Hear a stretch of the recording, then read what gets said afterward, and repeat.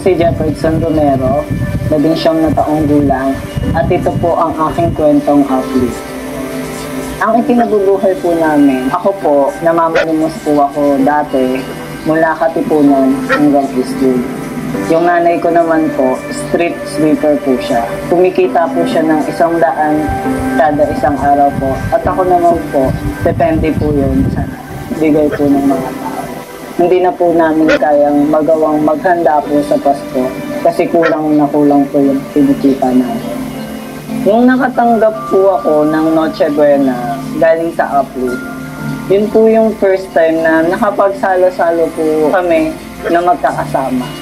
Ang naramdaman ko po, masaya kaysa sa dati. Parang wala lang yung Pasko, walang buhay. Pero nung nagsama-sama kami, nakita ko po kung paano namin mahalin yung bawat isa at kung paano namin alagaan yung bawat isa. Kaya sa mga taong tumutulong sa Uplift, yung mga taong sumusuporta sa amin, malaking-malaki po yung pasasalamat ko sa inyo. Dahil sa inyo, binigyan niyo ako ng pag-asa. Ngayon, mapagpapatuloy ko na yung buhay ko sa tamang landas.